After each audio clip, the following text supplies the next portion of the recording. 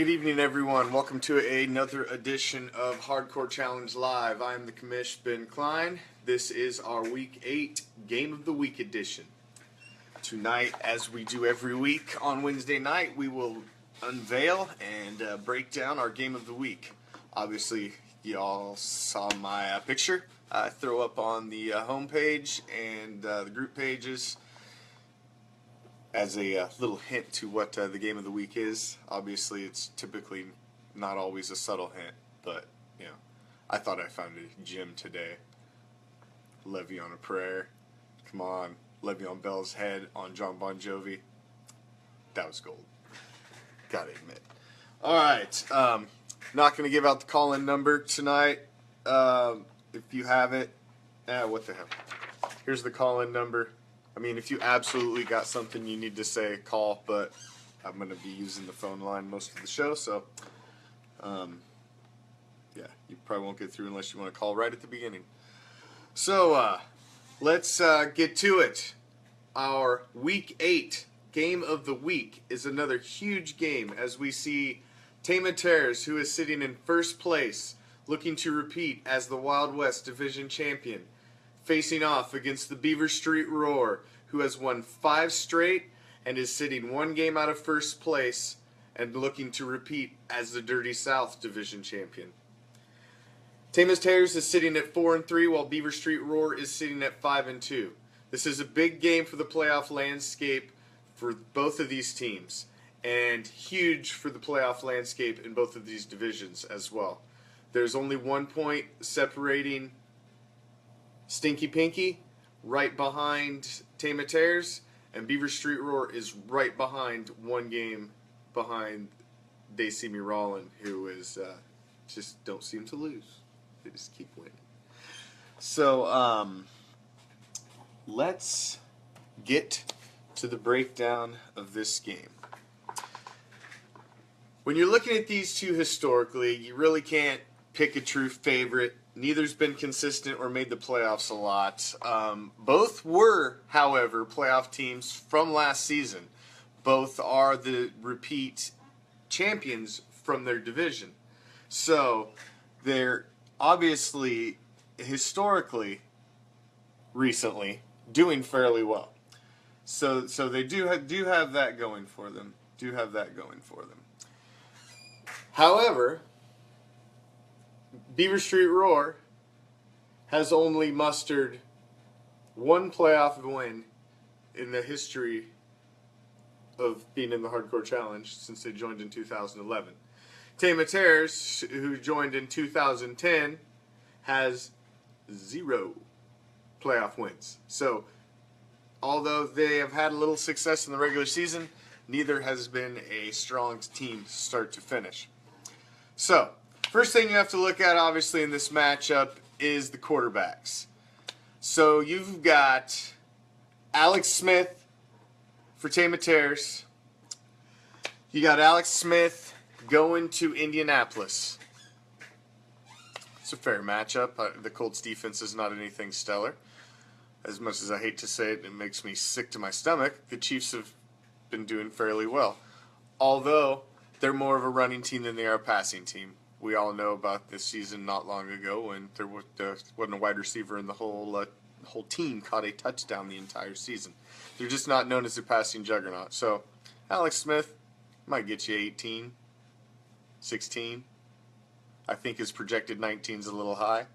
Now, Cam Newton, on the other hand, has the Arizona Cardinals coming to town. I feel it's a little favorable matchup. Cam hasn't looked stellar over the last few games, and I think he's due to really break out. And so I'm giving the advantage at quarterback to the Beaver Street Roar.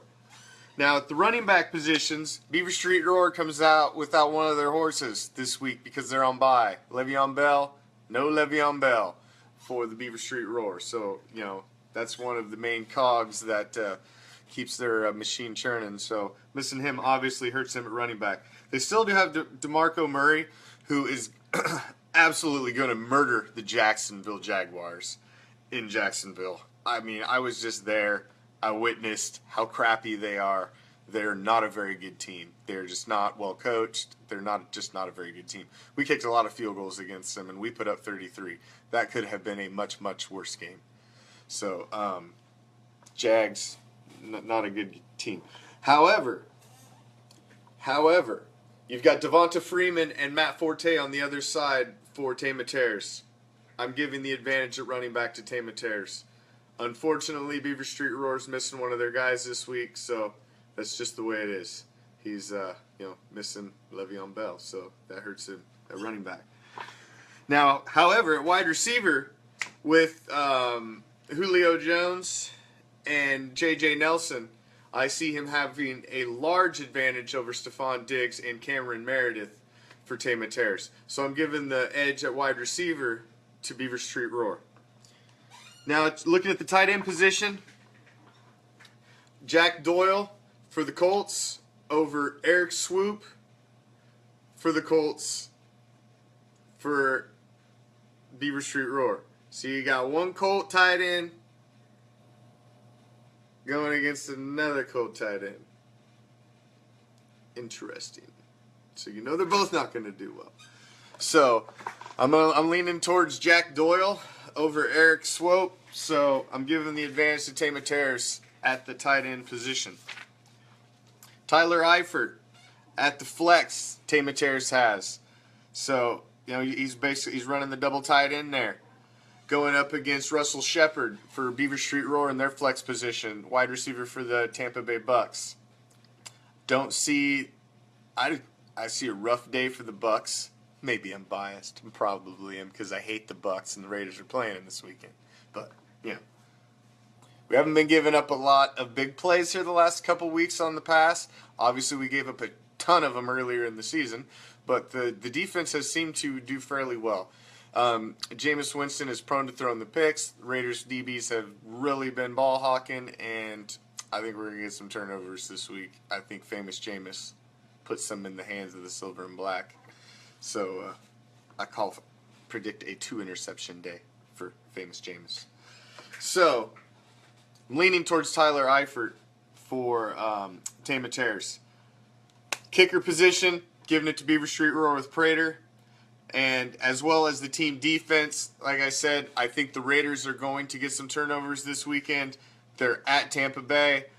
They've been the Road Warriors this season. They're 4-0 on the road. And I believe they head back home 5-0 and leave the Bay. So I think they're going to do well. You've got on the other side, you've got Tama Terrace going with his heart. He's got the Bears D. Man, this ain't the 80s. And there ain't no Singletary. And the Bears are going to have a rough time against the Vikings. So I don't think they're going to do well. So I'm giving the advantage of defense to Beaver Street Roar. Now, looking at the individual defensive players, however, I do see a little bit of an advantage for Tama Terrace over Beaver Street Roar. Their projected numbers just look a lot better. Brown, the linebacker, Jatavis Brown, the linebacker for the Chargers, he's projected to get double digits. So I'm kind of leaning towards on the individual player side for Tama Terrace. So, with that being said, looking at the matchups, what have you, history, track record, it's a tough one to call. So before I make my prediction for this week, we have another special guest on the phone this evening joining us tonight. We have Matt Keep. He is owner of Tama Terrace, who is currently sitting number 7 on the power rankings and sitting at 4-3, sole possession of the Wild West. Matt, thanks for joining us tonight. How you doing, man? Pretty good. What's going on? All right. I am doing well. I hope you are too. Okay, Matt. Coming off a huge win this week.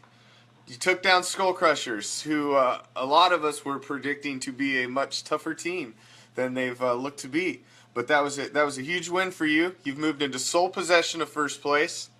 How do you feel about your chances to repeat as division champion this year? Looking pretty good, I think. My team, if they can hold together, no injuries, if I can keep scoring some points, I think I'll be all right. Get my division wins, and I should be okay. Who do you see as your biggest threat in the Wild West division? Definitely Stinky Pinky. I mean, it's always kind of been a rivalry between me and him, especially after last year's little incident. So yes, this is true. It should be close. Yeah, it's looking that way. That's why it makes this one a big game. If you stay the course and you make the playoffs and you return as a division champion, in your mind, who do you think has to be the MVP for Tama Tears? Who's going to lead you there? I think it's got to be probably Devontae Freeman. As long as he's getting the carries, Coleman's hurt right now. As long as he can stay healthy, I think he'll be the one to score the points for me. All right, that's fair. Running backs are huge. Running backs are huge. So, who do you think your biggest weakness on your team is that could possibly keep you from making the playoffs? Right now, actually, another big question mark has kind of been Forte. You never know with him. I mean, he'll score 30 points one week, and then I'll get 2 points the next week out of him. I don't think the Jets use him right myself, but I think he's kind of a weakness. I agree. Anybody on the Jets right now is just they're a big question mark. I mean, now they got Fitzpatrick back in there after they just benched his ass last week. Then Geno goes down, so now you got Fitzpatrick with thinking nobody likes him and he's all butthurt, and so you don't know what's going to happen with those guys. And plus, I don't know about the coach. I agree. I don't think they're using him right either. I mean, Forte, he should be catching a lot more passes and being used both phases of the game. So, this week's matchup is your biggest game of the year so far. This looks to be a huge, exciting matchup for our game of the week. It will affect the top of 2 divisions, possibly. So, what is your prediction for the outcome of this week's game? Hopefully, just like it's predicted, it should be close, but hopefully I can pull out a 15 or 20-point win. It seems like that's what my wins have been by. I haven't been winning by a lot, but when I get the wins, that's all it counts. So we'll see how it goes. He's got a couple key guys on buys, which kind of helped me this week. I made some changes, put in a couple tight ends. Eifert's coming back. Hopefully he can have a big game for me, and we'll see how it goes. Awesome. Is there anything you want to say to your opponent, Mr. Matt Herrin, before your big matchup this weekend? Good luck. I hope he enjoys staying at 5 wins this week. All right. Awesome. Well, Matt, thanks for joining us. You heard Matt's prediction. You heard, well,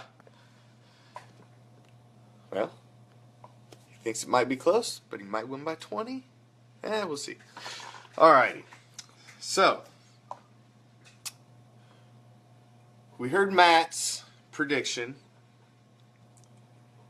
We heard what he thinks. So, do I agree or do I disagree?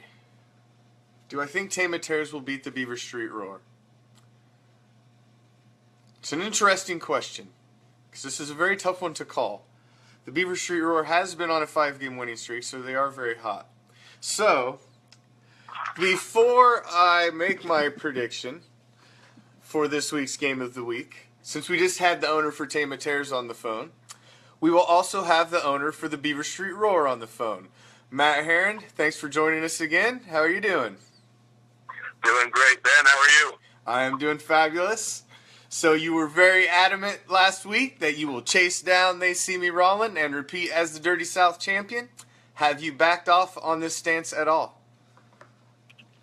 No, I have not backed off on that stance at all. You know, I know a little bit more than I guess than these projected scores. I know that. All right. Touche. So you were correct. We're going to keep on rolling this week. You were correct in your prediction last week. against the 5-3 Bandits. And if you continue, your season continues the way it's going, you make the playoffs, you return as division champion. Who is the one player that's the MVP of the Beaver Street Roar? Oh, the one player has been and always will be Julio Jones. He produces 16 games a season. He is a beautiful man. Yeah. Julio Jones will take my team as far as, well, he can go, and I tell you what, man, like, he breaks records. All he does is he catches a dozen balls a game, practically. He is so key. He is so key. But I've got a couple of generals and some lieutenants and whatnot, so I still can't forget about Cam Newton or Le'Veon Bell, who's on that bye this week. But it's okay. We got more horses in the stable. And that's right. That's how I allude to Devontae Booker. That's right. The running back for the Denver Broncos. Who knew that C.J. Anderson was going to go down? I didn't know. Yeah. But I figured he would eventually. And I guarantee he has way more than 2 points. We're still pretty healthy this week. I tell you what, I am very, very happy myself to see that C.J. Anderson went down today since I'm playing the owner that has him. That was great news because my whole running back squad's on bye this week. So, we just had your opponent, Matt Keep, on the phone, owner of the Tama Terrors, right before you, literally, like 30 seconds before you came on. He laid down his prediction.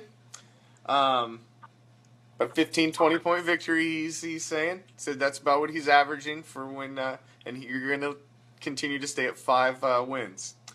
So, what is your prediction, and would you like to retort, Mr. Keep?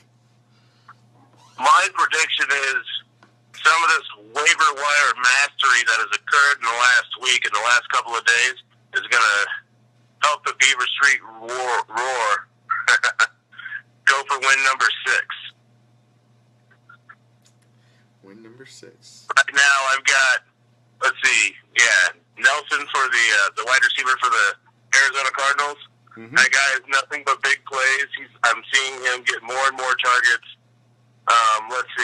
Shepard, he's the wide receiver number 2 for the Tampa Bay Bucks. Yeah, they do face the Raiders. Yeah, I've got the Raiders D. Yeah, I think they can play, but he might, it's a PPR league, man. He's going to get at least 4 catches. Give me 4 catches and 40 yards. Give me 8 solid points out of him, and I'll take it. And that'll be enough. Between that and another, I don't know, I'll probably get 15 out of Swoop. I don't know. I think I've got more advantages than even you saw there, Ben, and I think I'm going to win number 6 this week. All righty. There you go. You heard it. Matt, thanks for joining us again. All righty. I've heard it from both owners. They've made their cases. I'm going to make my prediction. I am now 5-2 on the season with my Game of the Week predictions. I did not get last week's right. I thought Pale Horseman would come back. However, they see me rolling. Man, they keep on rolling. They're 6-1. I'm chasing them. I've won 3 in a row. I'm up to 3-4. Beaver Street Roar's chasing them. Des Cott's chasing them. Renegade Misfits chasing them.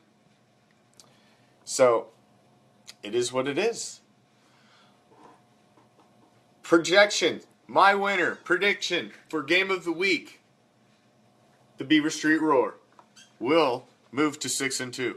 They will take down Tama Terrors. So, there you have it. Thank both the owners for coming on. Thank everybody for joining us tonight. It's a little longer show, but I think you got a little more meat than we usually get. Tried to have both owners from the Game of the Week on. Thought it'd be kind of good to have see what they both had to say. So, that will do it for our show for this evening. Remember, guys, all trades need 48 hours approval time. Trade deadline is near. It is November 11th.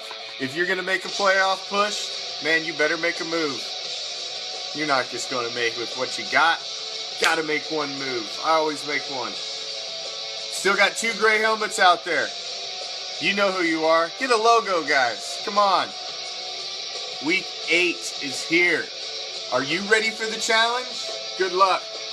Game on.